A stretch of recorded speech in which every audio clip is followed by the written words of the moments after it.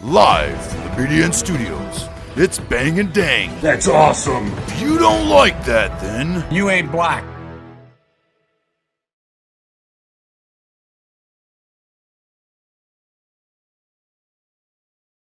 Welcome back to Outlaws and Gunslingers with your host Bang and Dang, your source for the best true crime on the internet. We like to say that. I like to. Before we get started, we want to let you guys know that we'd like to believe that. Right, we would like to believe that. We want to get started and tell you guys that this I podcast... think we believe it. We would like for you to believe that.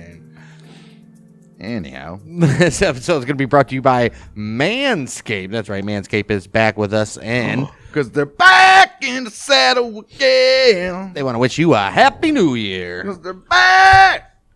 The ball has dropped, but that doesn't mean you have to drop the ball on your balls in 2023. Don't you do that. Whether you had a New Year's kiss or not, the leaders in Below the Waist Grooming have you covered for your much-needed resolution of bringing sexy back. Ooh. I'm bringing sexy back. Yeah. Join the 7 million men worldwide who trust Manscaped with our exclusive offer. You can go to manscaped.com and use the code TRUECRIME for 20% off plus free shipping. Let us have a toast for a new year, new you, and a new you with no pubes. Ooh-wee. It's a new year, new balls with the global leaders and below the waist grooming. This year, take your package to the next level with the Performance Package 4.0 4.0. and other premium wet goods. Inside the Performance Package 4.0, you'll find the Signature Lawnmower 4.0. The advanced skin-safe technology reduces cuts and nicks on your delicate pots. That's your balls. That's your balls. It also comes equipped with a 4000K LED spotlight. Dang. We lighten your area All up. right. That will shine a light to the promised land that 2023 looks to be. That's right. A grooming routine isn't complete without applying Crop Preserver and Crop Reviver before showing off your 2023 self. Ooh. These unique formulations take care of the smelliest part of your body, your balls and your asshole, Right. and are big boosts to your confidence in the new year. We can't do anything about your breath, but Right. To complete this, well, you could put it in there, see what it does. Right. To complete the set, Manscaped threw in their Shed travel bag and anti-chafing boxer briefs as free gifts to keep all your goodies stored comfortably. anti-chafing. Everybody loves that, right? If you really want to make 2023 the year to remember, make sure you try out Manscaped's wet goods as well. This includes their ultra premium body wash, 2-in-1 shampoo, and body deodorant. These products are the absolute perfect follow-up after your New Year's gym sessions. Cheers to new balls in 2023. Oh, that's so nice. Get 20% off and free shipping with the code TRUECRIME at manscaped.com. That's 20% off with free shipping at manscaped.com and use the code TRUECRIME. Time to feel sexy and free this 2023 with the Manscaped. With the Manscaped. And also like to point out, you guys, I know you guys, if you guys are listening to the podcast and you've probably heard a million other podcasters, especially some bigger guys, obviously, with these Manscaped ads. Hey, buy one and use our code and we'll send it back and give you the money. Well, don't do that at all, but just use our code because, hey, the other big guys aren't benefiting from Manscapes like we would. Right, so, come on now. I mean, if you're really thinking about buying this product, use our code True Crime. You can help Right. us out, you know. We're actually sitting. Joe Rogan doesn't Right. need the Manscaped. Right. We're sitting in our backyard in a in a plastic tent cover Right. with a bunch of electric heaters. And I don't have no chairs and we're sitting on the cold ground. It's true. It's rough. It's true, and Rough. there's raccoons and stuff surrounding the tent. You know what? And with all that being said, we got pretty good audio for Being in a bubble? being in a bubble. Being in a bubble. True crime. 20% off free shipping at Manscaped. We're going to get into this episode, and we got some murders for you guys today. I say for you guys like you guys are like 7. yearning for some Number deaths. Didn't Undercover cop. yeah, isn't it a Snoopy Doggy song? Yes. Is it called 187? Yes. On the Undercover Cop? Yes. I don't know if it's called 187 on Undercover Cop, but we're going to have 8 187s. 8 187s in this episode. We're going moving forward from 1910. We're going to jump a few decades to 1965. 66, my bad, when Richard Benjamin Speck murdered 8 nurses in their South Daring, Chicago residence. They were all student nurses. He either stabbed them, strangled, slashed their throats, or a combination of all three. Oh, my. Occurred July 13th to the 14th, 1966. Well, this piece of shit was born in Kirkwood, Illinois in 1941. He was the 7th of 8 children of Benjamin Franklin Speck and Mary Margaret Carball. The family moved to Monmouth, Illinois, shortly after Speck's birth. He and his sister Carolyn, who was born in 1943, were much younger than their 4 older sisters and 2 older brothers. His mother was religious and a teetotaler. Promotion of total personal abstinence from drugs, alcohol, and all that shit. He's a straight edge. So his mama didn't like to party or do nothing. His father worked as a packer at Western Stoneware in Monmouth, having previously worked as a farmer and logger. Look at that guy. He went from a farmer and a logger to a packer. Wow. That's the industrial age for you, though, huh? Well, 1947, when Speck was 6 years old. Well, there you go. Father died of heart attack at age 53. Speck was reportedly close to his father, reportedly. Reportedly, very close. I mean, he was 6, right? Right. Jeez. May 10th, 1950, 3 years after the death of his daddy. His mother, Mary, married Carl August Rudolph Lindbergh. Damn, a dude with that many names can't be trusted. That's 4 names. Right. She did that in Palo Pinto, Texas. Jeez. She and Lindbergh had met during a train ride to Chicago. Oh. Lindbergh was traveling insurance salesman from Texas. Well, of course he was. 25-year criminal record that ranged from forgery to several DUIs. Wow. He was a drunk criminal. Lindbergh also was a hard drinker, which was the opposite of Speck's father and mother. Right. Speck, yeah, what's up with that? Right. Because when he first tasted it, he was like, what the hell? No, I'm talking about his mom. Like, she was against it. Right. And now all of a sudden she's marrying this dude? Right, that's weird. So that. Oh, right. Yeah, okay. Lindbergh. Lindbergh was also a hard drinker. Yeah. Oh, okay. There we go. All right. Yeah. Right, and she's the teetotaler, which She no drugs, no alcohol, nothing. Just All of one a sudden day she's marrying like- a hard drinker. Speck and his sister Carolyn stayed with their married sister Sarah Thornton in Monmouth for a few months so Speck could finish 2nd grade before joining their mother in Lindbergh in rural Santo, Texas. 40 miles west of Fort Worth, if everybody was wondering. Okay. This is where Speck attended 3rd grade. 1952, Speck's eldest brother Robert died tragically in an automobile accident at the age of 23. Well, this kid's already got some mess up stuff going on for You him, huh? ain't kidding. Well, a year earlier, after a year in Santos in 1951, Speck moved with his mother, obviously, and sister Caroline to East Dallas. Wow. The family moved frequently, living at 10 different addresses, usually in poor neighborhoods, over the next 12 years. Speck loathed his stepfather, who was often drunk, verbally abusive, and was frequently absent. What the hell is she doing? Right. Speck struggled in school, refusing to wear the glasses that he needed for reading. Oh. He repeated the 8th grade at J.L. Long Junior High School, too stupid long of a name. Right. J.L. too long of a name high school, Right. in part No one- because of his fear of people staring at him. Oh, jeez. And his subsequent refusal to speak in class. Oh, Who's that remind us of? The Virginia Tech dude that Right. didn't speak. Autumn 1957, Speck started 9th grade at Crozier Technical High School, but failed every subject. Oh, jeez. Speck did not return for the 2nd semester, obviously, dropping out of school in I mean, why January would of ya? 58 after his 16th birthday. I mean, why would you, right? 16 years old. You're basically, time for you to get a job, boy. I don't know what kind of father figure this.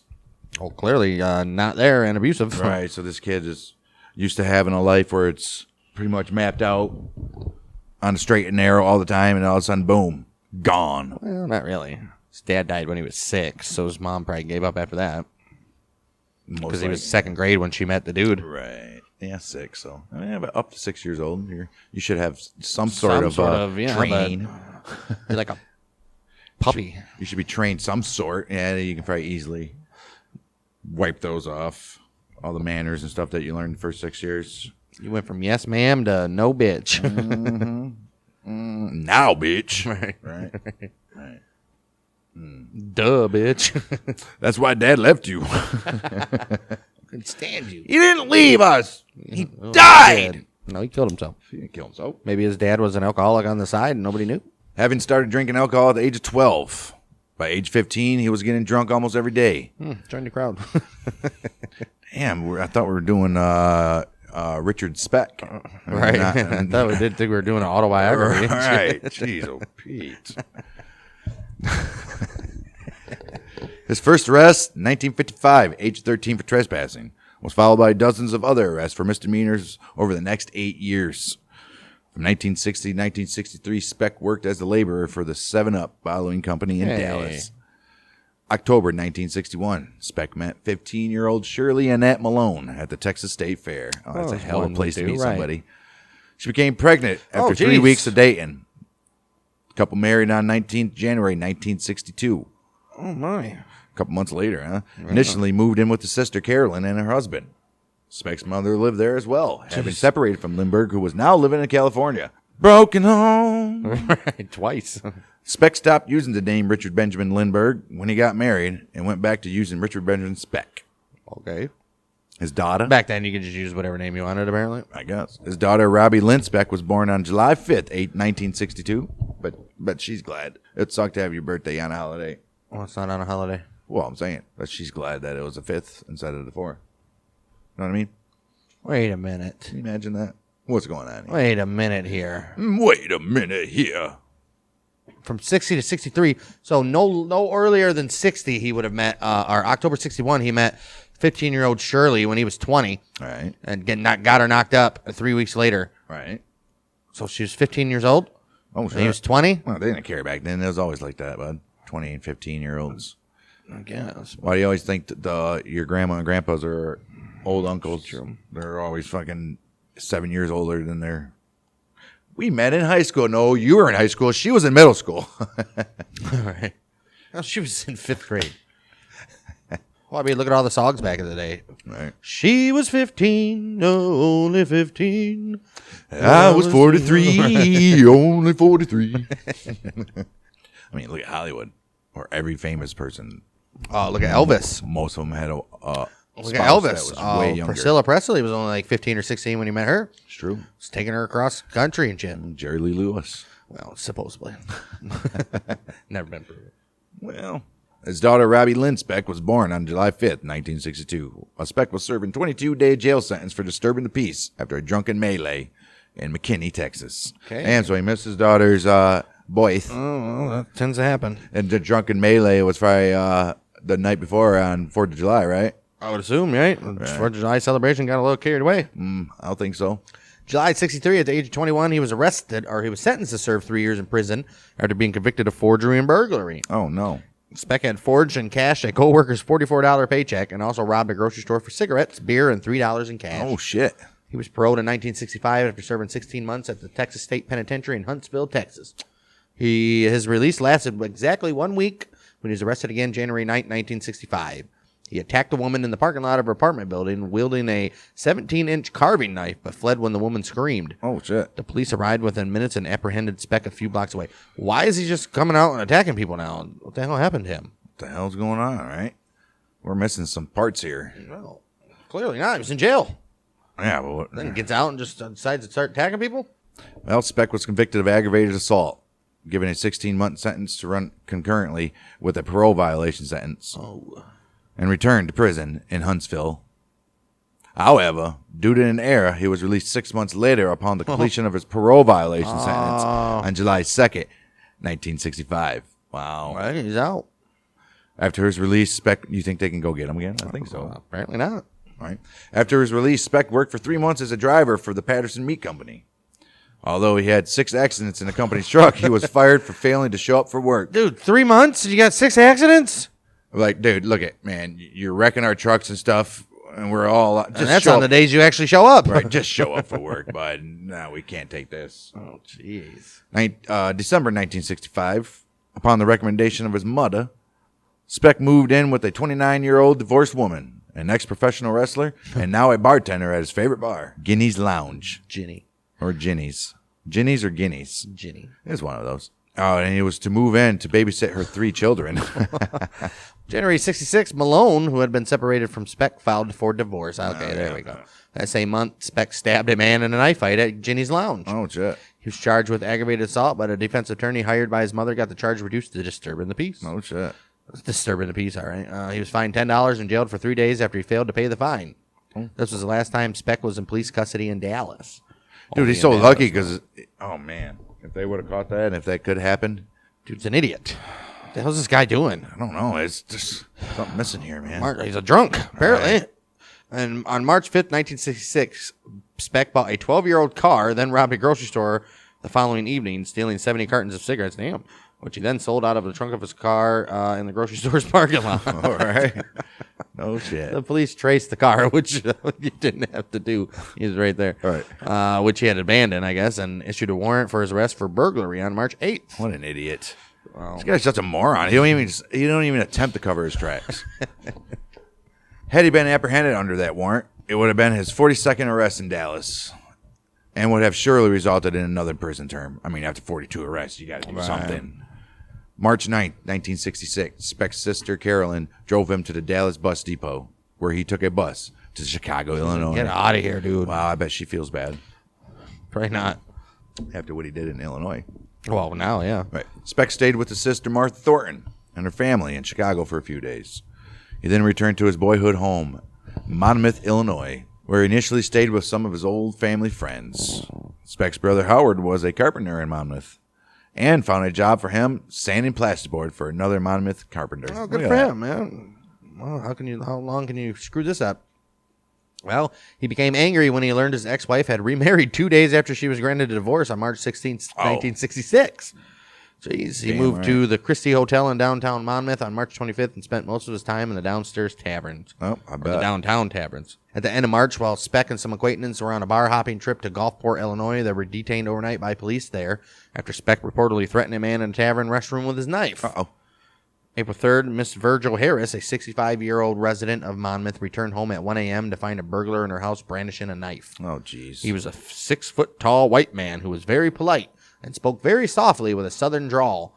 The man blindfolded her, tied her up, raped her, ransacked the house, and stole the $2.50 she had earned babysitting that evening. Oh, man. Jeez. A week later, Mary Catherine Pierce, a 32-year-old barmaid who worked at her brother-in-law's tavern called Frank's Place. That was in downtown Monmouth. She was last seen leaving the tavern at about 12:20 a.m. on the 9th of April. She was reported missing on the 13th of April. Jesus, nobody cared about her, huh? Right. And her body was found that day in an empty hog house behind the tavern. Oh, jeez. Oh, damn. She had died from a blow to her abdomen that ruptured her liver. Oh. Speck had frequented Frank's Place, and the empty hog house was one of several he had helped build in the preceding month. So he knew the ins and outs of it. Right. So Monmouth police briefly questioned him about Pierce's death when he showed up to collect his final carpentry paycheck on the 15th of April and asked him to stay in town for further questions. This dude murdered that bitch, gonna go up there and get his paycheck. Yeah, why not? You can't be like, all right. I don't need my money no more. Are you arresting me? No, I'm just telling you better not leave town. All right. When police showed up at the Christie Hotel on the 19th of April to continue questioning Speck, they discovered he had left just a few hours earlier, carrying his suitcases and saying he was just going to the laundromat. He had instead boogity, skitty, Because of course he did. roll it out of town. You know, he skirted out of that shit. Search of his room turned up a radio and costume jewelry Mrs. Virgil Harris had reported missing from her house, as well as items reported missing in 2 other local burglaries in the previous month. Well, that stuff didn't matter. He didn't murder her. But still. Just raped her. Right. April 19th, just raped her. April 19th, 1966, he returned to stay at his sister Martha's second-floor apartment at 3966 North Avondale Avenue, an old Irvin Park neighborhood on the northwest side of Chicago, where she lived with her husband, Gene Thornton, and their 2 teenage daughters. Oh, no, keep them away from them. Martha had worked as a registered nurse in pediatrics before she was married, and her husband, Gene, worked nights as a railroad switchman. Oh, man. Speck told them an unbelievable story about having to leave Monmouth after refusing to sell narcotics for a crime syndicate there. You know, the old Monmouth mafia family. Right. Gene Thornton, who had served in the U.S. Navy, thought that the U.S. Merchant Marine might provide a suitable occupation for his unemployed brother-in-law. Civilian mariners and U.S. civilian and federally-owned merchant vessels. So he's up there working on the boats, man, but he's a civilian. Oh, sweet. Nice. So on April 25th, he took Speck to the U.S. Coast Guard office to apply for a letter of authority to work as an apprentice seaman. The application required being fingerprinted and photographed and having a physical examination by a doctor. Speck found work immediately after obtaining the letter of authority. Damn, he did it. He did it, too. Guess, yeah. Joining the 33-member crew of the Inland Steel's Clarence B. Randall, an L6-S-B1 class bulk or lake freighter. Nice. He did that April 30th. Probably about the Edmund Fitzgerald-ish. Yep. Same exact kind. Arthur Anderson, yeah. Oh, wow. That's what Edmund Fitzgerald looked like. Yeah. That's a big ship, too. Got capsized. Dude, that lake fire just came in and crushed it in half. Well, it didn't get capsized. Yeah. broken in half, wasn't it? Sucked down pretty much. Where the wave went over. Right. Yeah, fuck that. Don't go on Lake Michigan, guy. Or Superior. Or Michigan. But Speck's first voyage on the Clarence B. Randall was brief since he was stricken with appendicitis on May 3rd and was evacuated by U.S. Coast Guard helicopter to St. Joseph's Hospital in Hancock, Michigan. He was definitely on Lake Michigan then. All right. On the Keweenaw Peninsula of Michigan's UP. Well, he was in Superior, where he had an emergency appendectomy. After he was discharged from the hospital, he returned to stay with his sister and her family in Chicago to recuperate. 20th of May, he rejoined the crew of the Clarence B. Randall, on which he served until June 14th, when he got drunk and quarreled with one of the boat's officers and was put ashore on June 15th. He said, "You get the hell off our boat." Right. He's like, What the hell's this guy problem, man? This dude is fucked. Chances after chances, and this dude. For the following week, Speck stayed at the St. Elmo on East Side Chicago Flophouse. Ooh. At East 99th Street and South Ewing Avenue. Speck then traveled by train to Houghton, Michigan, staying at the Douglas House, to visit Judy Lakaniemi, a 28-year-old nurse's aide going through a divorce, whom he had befriended at St. Joseph's Hospital. Hey, look at him. This dude's messed up, and he's pulling in these women, ain't he? Right. On June 27th, after Judy gave him $80 to help him until he found work, Speck left again to stay with his sister Martha and her family in Chicago for the next week. 2 weeks. 2 weeks. June 30th, Speck's brother-in-law, Gene, drove him to the National Maritime Union hiring hall at 2335 East 100th Street in the Jeffrey Manor neighborhood of South Darien, Chicago, to file his paperwork for a seaman's card. The NMU hiring hall was 1 block east of 5 attached 2-story brick townhouses, 3 of which were occupied by South Chicago Community Hospital senior student nurses and Filipino exchange registered nurses. All right. 8 of these nurses lived in the easternmost townhouse at 2319 East 100th Street, just 150 feet from the NMU hiring hall. So it's all because of his brother-in-law, Gene. Frickin' Gene. Jeez, trying to help a guy out and get a job and said you helped him kill people. Right. Friday, July 8, 1966, Speck's brother-in-law, Gene, drove him to the NMU hiring hall to pick up a seaman's card and register for a berth on a ship. God, you guys can't put those two so close together.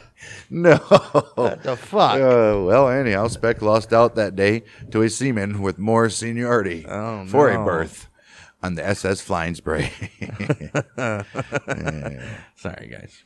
A C-1A cargo ship bound for South Vietnam. Oh, damn, he would have had a nice experience. You ain't kidding. He would have killed nobody but on that ship. See, you know, it's all the guy who had senior seniority for birth. Jeez. So then he returned to his sister's Martha's apartment for the weekend. By Monday, July 11th, Speck had outstayed his welcome. I'm sure. Martha was like, "You gotta go." Come on, man. Gene's getting on my... He's getting right in my ass. You gotta go. She's like, "I know, man. I know. I'll go." After packing his bags and again being driven by his brother-in-law to the NMU hiring hall to await a berth on a ship, Speck stayed the night at Pauline's rooming house, about a mile away.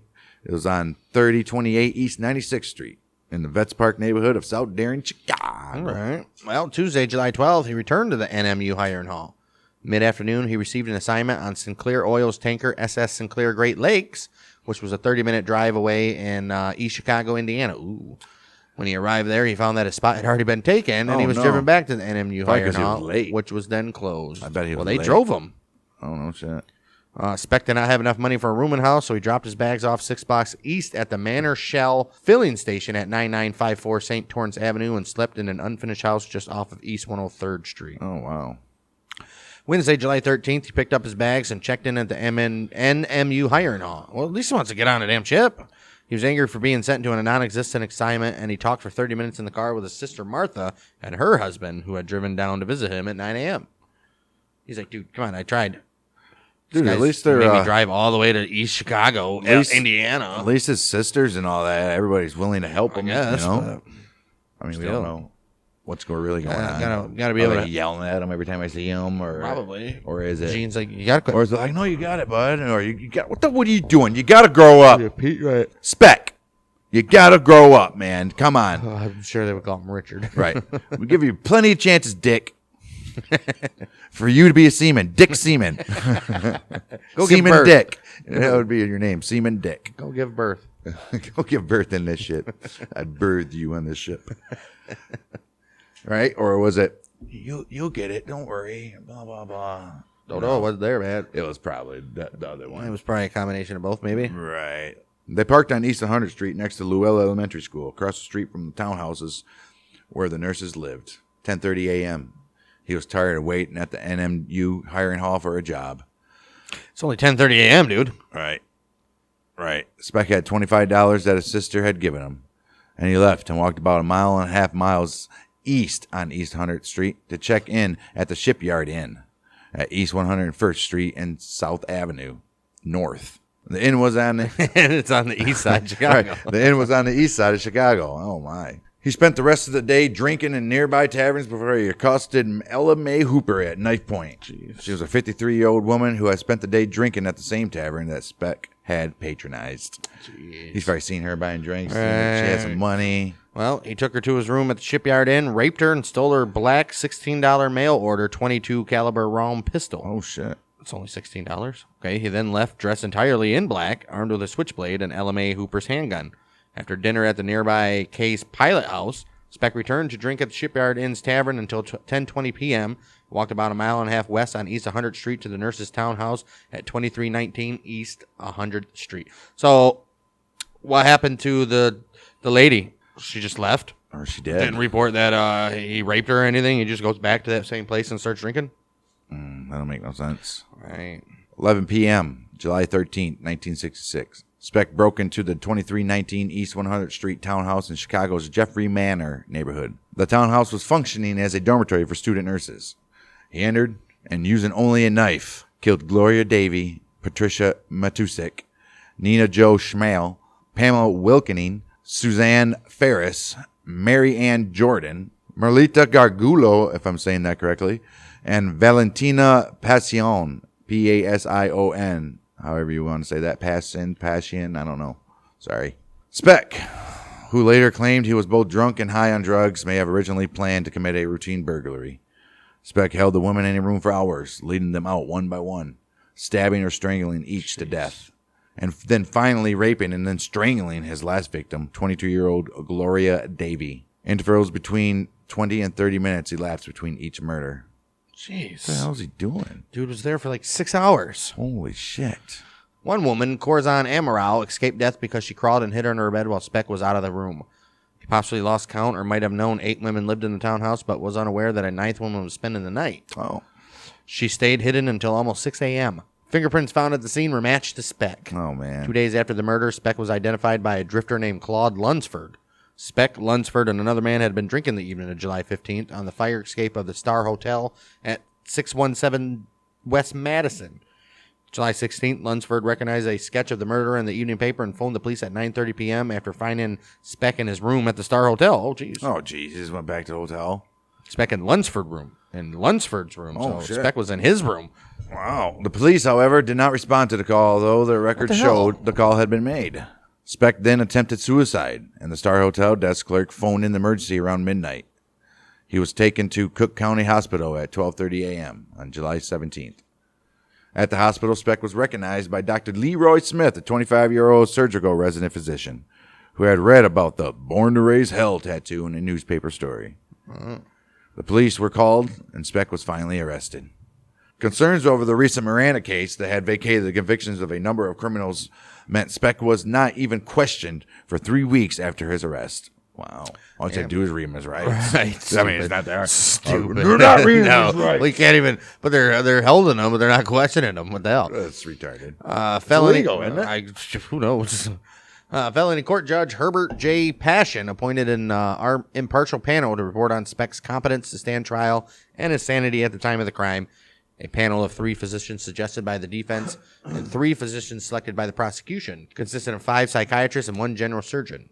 The panel's confidential report deemed Speck competent to stand trial and concluded that he had not been insane at the time of the murders. Well, no, He was just drunk. Right. While awaiting trial, he participated in twice weekly sessions with part-time Cook County Jail psychiatrist Dr. Marvin Zaporin.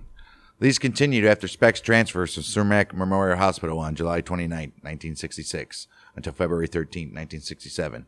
The day before Speck was transferred to Peoria to stand trial. Zaporin prepared a discharge summary with depression, anxiety, guilt, and shame among Speck's emotions, but also a deep love for his family. Cool. Everybody loves his family. Right.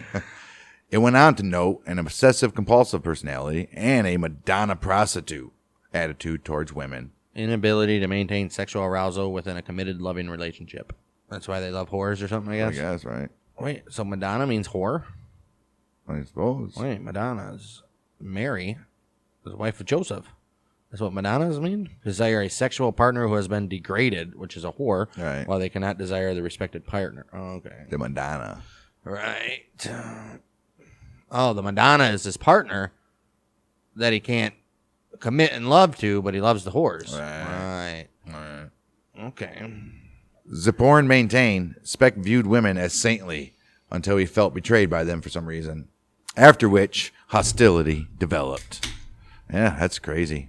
Speck was also diagnosed with organic brain syndrome, resulting from cerebral injuries he had suffered earlier in his life. Dang. Like what? What happened to him? A lot of stuff. Nothing happened to him. And it also stated he was competent to stand trial, but was insane at the time of the crime due to the effects of alcohol and drug use on his organic brain syndrome. Fuck off. Dr. Zaborin did not testify for the defense or for the prosecution, as both sides were troubled to learn before the trial that Zaborin was writing a book about Speck for financial gain. Oh, jeez. Oh, wow. Zaborin also earned the ire of Cook County Jail, which fired him as his part-time psychiatrist the week after Speck's trial ended. Some point during his interviews with Speck, Zaborin had obtained a written three-sentence consent from Speck, authorizing him to tell what I am really like. Zaborin's biography of Speck was published in the summer of 1967. Oh, shit. Speck later claimed he had no recollection of the murders, but he had confessed the crime to Dr. Leroy Smith at the Cook County Hospital. Smith did not testify because the confession was made while Speck was sedated. I can't do that. Illinois Supreme Court Justice John J. Stamos, Cook County State Attorney when Speck was tried, who knew of the hospital confession, he stated this: "We didn't need it. We had an eyewitness." Yeah, there was a chick there the whole time. Right. Speck confessed to the murders for the first time in public when he spoke to Chicago Tribune columnist Bob Greene in 1978. In a film the inmates made at the Stateville Correctional Center in 1988, Speck recounted the brutal murders in detail. He again stated he was high that night, but then he undercut the idea that the drugs were a mitigating factor, asserting he could just as well have done it sober. Wait a minute. You can, how did inmates make? They have like film class and stuff, man. People on good behavior, right?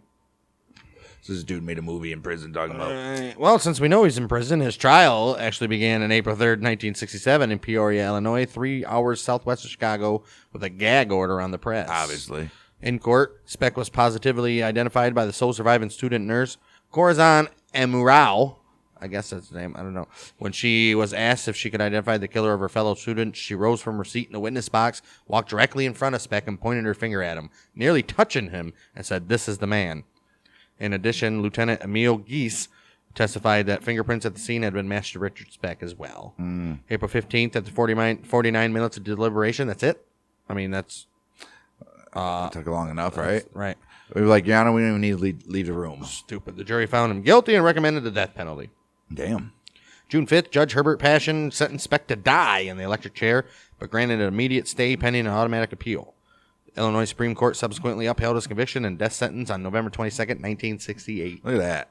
See, nowadays you have to wait like 5 years or so. You get sentenced to death, and you've been in prison for 17 years with all the appeals and all the other bullshit. It's ridiculous. Get it done and over with. Well, he's still not dead, clearly.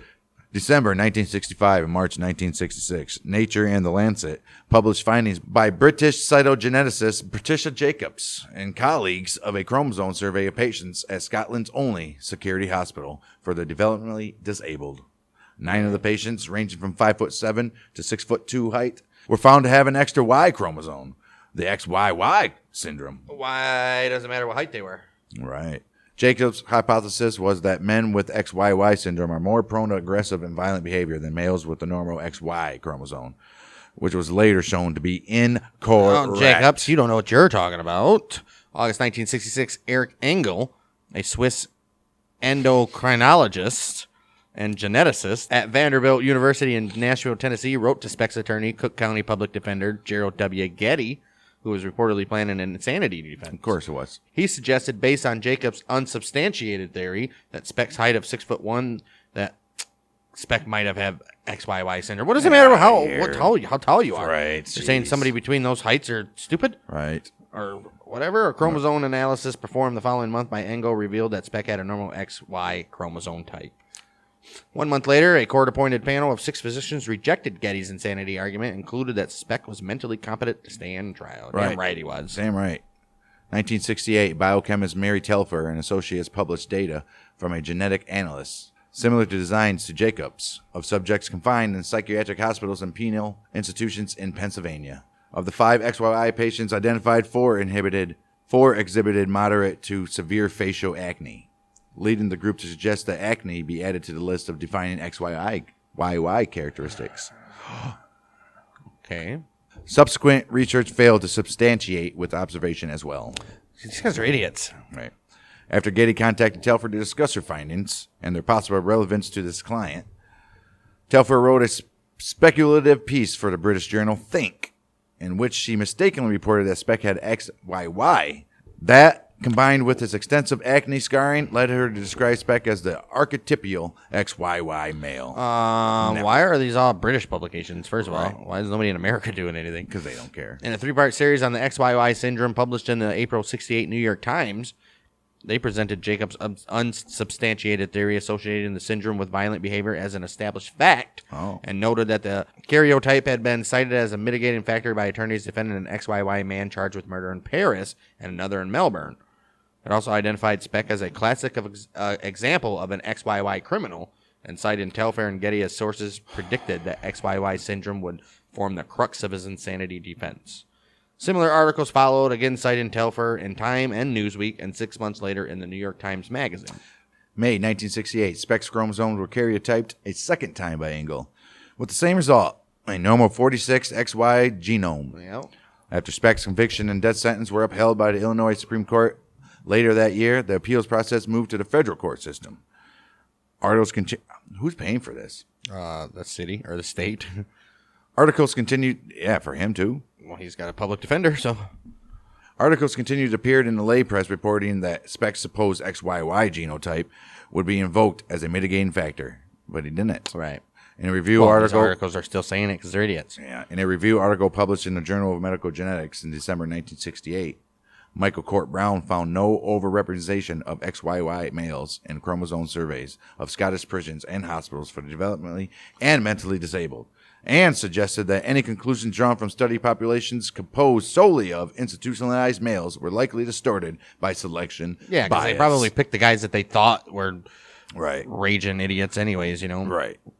May 1969, at the annual meeting of the American Psychiatric Association, Telfair and others reported that they had found no evidence of significant behavior differences on average between men with XYY karyotypes and those with normal genomes, Right. and that XYY males had been unfairly stigmatized by earlier unsupported speculation. Discrimination, Wow, bitch. so you guys are all idiots. You should be fired from whatever job you got right now. Come on. June 28, 1971, the U.S. Supreme Court, citing their June 3rd, 1968 Witherspoon versus Illinois decision, which was ruled that a state statute providing the state unlimited challenge for a cause of jurors who might have any objection to the death penalty. So if someone of the, so they couldn't, basically you can't stack the jury with only jurors who choose death penalty. Right. Who like the death penalty. So you have to have other jurors who don't want it too. Right. So, but that upheld Speck's conviction, but reversed his death sentence because more than 250 potential jurors were unconstitutionally excluded from his jury because of their conscientious or religious beliefs against capital punishment. Right. That's fucked up. The case was remanded back to the Illinois Supreme Court for resentences. Oh, Sentence geez. him back to death, though. Wow. Right. July 29th, 1972. In Furman versus Georgia, the United States Supreme Court declared the death penalty unconstitutional. So the Illinois Supreme Court's only option was to order Speck resentenced to prison by the original Cook County Court. November 21st, 1972 in Peoria. Right. The federal's unconstitutional, but you can still have it at state level. In Peoria, Judge Richard Fitzgerald resentenced Speck from 400 to 1,200 years in prison, a consecutive sentence of 50 to 150 years, which was then reduced to 100 to 300 years. So what? Right. He was denied parole in 7 minutes at his first parole hearing on September 15, 1976, and at 6 other hearings in 77, 78, 81, 84, 87, and 90. Well, that took long enough, though. Right. 7 minutes, I guess. Well, they have to hear him, I guess. How do you think you changed? Well, I don't have the desire to murder young women anymore. Now, while I incarcerated, haven't seen him in a while. Right, When exactly. I first see one again, I might have a different thought. While incarcerated at the Stateville Correctional Center in Crest Hill, Illinois, he was given the nickname Birdman. Who? Oh, after the film Birdman of Alcatraz, because he kept a pair of sparrows that flew into his cell. Nice. Damn, so he wouldn't even let him out. He was described as a loner who kept a stamp collection and enjoyed listening to music. His contacts with he shouldn't be enjoying any of that. Right. His contacts with the warden included requests for new shirts, a radio, and other mundane items. That's bullshit. The warden merely described him as a big nothing doing time. That's bullshit. Speck was not a model prisoner. He was often caught with drugs or distilled moonshine. Right, and he still got all these. Well, who cares? He's in life in prison. What's Yeah, but I'm saying he's still getting all these luxuries. Screw that. Like I said, I stand behind this. He falls in that category of being locked in a room that's just big enough for him to lay down. Stand up. You want him to stand up? Well, like I just said, why does he care? Because even he said that for punishments for such infractions never stopped him. Because he said, "How am I going to get in trouble? I'm here for 1,200 years." Right. Right. What the hell are they going to do? Put him in solitary confinement? Well, that's probably what you don't want to happen, though. Whatever. Sucks to be him. Speck loathed reporters and granted only one press interview in 1978 to the Chicago Tribune columnist Bob Greene. During that interview, he publicly confessed to the murders for the first time. He said he thought he would get out of prison between now and the year 2000. At which time he hoped to run his own grocery store business. Yeah, so I can keep a track of all the ladies that come in. He ain't kidding. When Greene asked him if he compared himself to celebrity killers like John Dillinger, he replied, "Me? I'm not like Dillinger or anybody else. I'm freakish." Oh, say shit like that ain't going to help your next bro herring guy. He stated at the time of the killings, he had no feelings, but things had changed. I had no feelings at all that night. They said there was blood all over the place. I can't remember. I felt like nothing. I'm sorry as hell. For those girls, for those families, and for me. See, that's how you can tell you haven't learned, because you're saying you're sorry for yourself. Right. Bitch. If I ever had to do it again, it would be a simple house burglary. No, Dude, how about you wouldn't even rob it? How about that? Oh, my goodness. Jeez, Speck. What an idiot. You'll still be back at home with your wife that you married so many years back. You had to do it all over again. Right. I mean, come on. Jeez. Speck's final thought for American people was, just tell them to keep up their hatred for me. I know it keeps their morale up. And I don't know what I'd do without it. What? Yeah. This guy's a piece of shit. Talk about a freak. Well, in his book Mindhunter, inside the FBI's elite serial crime unit, John E. Douglas of the FBI's behavioral science unit refers to a telling prison incident Speck revealed to him in an interview. He said he found an injured sparrow that had flown in through one of the broken windows and nursed it back to health. When it was healthy enough to stand, he tied a string around his leg and had it perch on his shoulder. At one point, a guard told him pets weren't allowed. He said, "I can't have it." Speck challenged, then walked over to a spinning fan and threw the small bird in. Oh, shit. Horrified, the guard said, "I thought you liked that bird." He said, "I did. But if I can't have it, no one can." Oh, my. What the hell's wrong with this guy? Oh, wow. We got himself a freaky Zeke here. Did he get molested? By his something. I'm telling you. Things happened that we didn't get to. Nobody knows. May 1996, Chicago television news anchor Bill Curtis received videotapes made at Statesville Correctional Center in 1988 from an anonymous attorney. Showing them publicly for the first time before the Illinois state legislature, Curtis pointed out the explicit scenes of sex, drug use, and money being passed around by prisoners, who seemingly had no fear of being caught. Yeah, dude, in the 80s, you can do what you want. The fuck? In the center was Speck, performing oral sex on another inmate. Oh, no. No. Sharing a large quantity of cocaine with another inmate. Oh, my gosh. Parading in silk panties. Sporting female-like breasts, alleging grown using smuggled hormone treatments. Oh, no. Oh, no, he actually had... he's like transgendering in there, dude. Oh, my goodness. And they said he was boasting.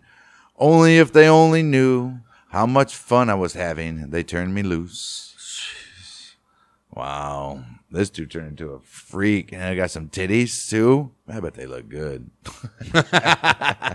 Maybe. Wow. This dude has AIDS, herpes, everything. Everything. The Illinois legislature packed the auditorium to view the 2-hour video, but stopped the screening when the video showed Speck performing oral sex on another man. Well, they stopped it there. From behind the camera, a prisoner asked Speck if he had killed the nurses. Speck responded, "Sure I did." When asked why, Speck shrugged and jokingly said, "It just wasn't their night." Right. Asked how he felt about himself in the years since, he said, "Like I always felt. I had no feeling. If you're asking me if I felt sorry, no." He also described in detail the experience of strangling someone. It's not like TB. It takes over 3 minutes, and you have to have a lot of strength. All right? That dude's put up front. You know damn well when he's sitting in that cell, that's all he's thinking about. Maybe he loves it. Right. He's thinking about doing it again. All right. Shortly before December 5th, 1991, Speck was transported from Stateville Correctional Center to Silver Cross Hospital in Joliet, Illinois. After complaining of severe chest pains, he's like, "My chest hurts. Please take me to a hospital." Severely. That's why I think, they're really not needed as much, right? What? A little hospital and a prison. So transporting these They motherfuckers. still have to have a hospital for, like, cuts and shit like that. I mean, you're not going to take them to a hospital. Fuck that. They don't belong going to the hospital. Don't even, no. Murderers and shit like that, maybe, but No. some guy that's in there for Right. having a half gram of weed. Right. No, yeah, he deserves all the television time and everything. Yes. But that guy, Right. no. Chest hurts too fucking bad, bud. Right. No, Deal I'll with tell it. you. Speck later died in the early morning hours of...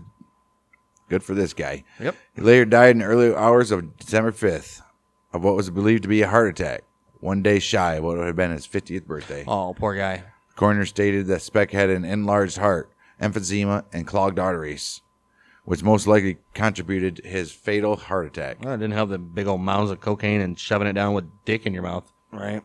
Too much semen, that salt intake. It was fucking high. Speck's sister feared that his grave would be desecrated, so he does not have an identified physical resting place. He was cremated, and his ashes were scattered on a secret location in Joliet area. Fuck him. And, of course, there's been many movies and TV shows about him and all that good stuff. Yeah, that took a turn at the end. Yeah, this dude turned into a weird fuck. He's just in prison sucking cock and... Got titties. And transforming and... Wow. He said, "Screw, if I'm going to be here for 1,000 years, I'm going to be a woman." Yeah, that's right. Wow. This dude was messed up from the beginning. 42 arrests in Dallas alone, and then comes immediately to Illinois and starts raping people. And But this brings to a question, though. What if, legitly, if somebody was blacked out fucking drunk and did that same crime, woke up the next morning, and if they actually didn't run or anything, went to the police and was like, "I got blood on my hands. Did something happen?" Do you think they could be tried like that? Could you use a defense of drunken insanity and maybe get like 2 years? Because you're definitely going to prison, right? You can kill somebody and only go to prison for 3 years if it was accidental. if you were drunk at the time, can you be convicted? Intoxication is not an excuse for criminal conduct, but it may deprive an intoxicated person of mental capacity to form the intent required by law to be held accountable. How about blackout drunk, though? Blackout drunk is different, where you don't remember nothing. That's different. I'm saying blackout drunk, where there's a period of time where you remember a specific point at the night, and after that, you remember waking up. And what happened between then and then, anybody can fucking guess. Well, it all comes down to voluntary intoxication. Did you consume the alcohol on your own? And then it's your own choice. Exactly. Whatever happens during those actions, you were at fault for. Exactly. I thought same. Intoxication is not a defense in Florida. Right, because you're putting this shit, you can't have, no, you're doing it to yourself. You're doing it to yourself. You're getting way too drunk where you can't handle it. That's your own fucking fault. Sorry. You're not getting nothing. That was the risk. When you turn 21, you should have to sign a piece of paper saying if you're going to drink alcohol, you cannot blame anything on alcohol. This is a lawyer's website. But at the end of this thing, it says, call the number if you're accused of committing a crime while intoxicated in Florida. We'll take your money and tell you there's nothing we can do. Because we just gave you everything. Right. We just told you no. You can't do it, but Yeah. if you feel If you chose to do alcohol or drugs and then whatever happens during that time of your intoxication, that's up on you. Somebody injected you and you didn't know it, then that's a different story, I guess. Right. How would you prove that, though? Right. First right. of all, You can't. You can't. so short answer is no, don't do drugs. Right. Folks, don't drink. No, you can drink. That's going to do it for us. And Richard Speck, what a weird guy, huh? This is a freaking weird episode. The we're missing some stuff on this guy. I'm telling you. The Something happened with his stepdad. the killing of the chicks, or the most normal part of this episode. There's just no information from when his mom got remarried and all that. It just skipped. What are you gonna do, man? Sometimes shit's not written down. All right. So I think there's something happened in between this time where after his dad died and. Well, it said that it was verbal. It said that stepdad was verbally abusive, but not right. physically. Right. So. He was a piece of garbage. So maybe he was just, calling him a piece of shit all the time and nobody, nothing, and got in his head and then fucked him up. So the term redhead stepchild, is that? Yeah, I guess. So why would they do that, though? Richard Benjamin Speck, piece of trash. Garbage. Murdered 8 nurses. Dude was a weird human being. He should have been incarcerated from day of birth. The doctor should have pulled him up, like, yeah, this dude, killer. He just tossed him to the side. Oh, that's coming away near you when you could be committed for crimes that you haven't even committed yet, or convicted for crimes. What was that movie? Minority Report? Something like that, right? Tom Cruise. That was in the early 2000s. Yeah. So, that's going to do it for us. And Richard Benjamin Speck in this Outlaws and Gunslingers episode. We will be back next week for, I don't know, maybe I'll try to put something together for... Nah, we don't got enough information on it. The guy that just did the Idaho College killings. But this stuff's changing every day. And what about the kidnapping of Elsie Parabuck? Murder in the spring of 1911. She's only 7? Yep. Maybe we'll do that one. Oh, she's only 5. Yep. Maybe we'll do that one. Yeah, we got a murder of some sort coming up next week. And in the meantime, go to our... Bang Dang Network. Check that out. Search it in Google. It's on Spreaker Bang Dang Network. You'll see our show, Battles of the American Civil War, where we just finished up with Antietam and a couple battles after that. So we're working our way nearly to the end of 1862, getting into 1863. And I'll be promoting it for the next few months because we got Gettysburg as the next major battle that we're going to cover here in a few months. If you guys want to see us do a live show at Gettysburg, email us. Yeah, with money. At nevergonnahappen.never@yahoo.com. Yeah, PayPal us some fucking cash, too, while you're at it, if you want that. I would love to do a show at Gettysburg. Obviously, but... That'd be fantastic. Okay, let us get more than 200 listeners. Right. Oh. Anyways, and this week in sports history, where we go over the best and worst moments, record-setting, championships, all that good stuff in the history of sports.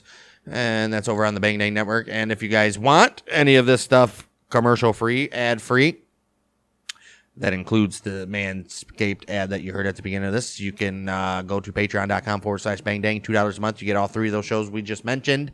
Ad-free completely and at least 1 or 2 days early than the free version releases. So let's, if you guys are interested in ad-free stuff, don't like all the ads, patreon.com/Bang Dang. And once again, go check out manscaped.com for 20% off and free shipping for their newest package deal they got going on for the new year with using the code True Crime.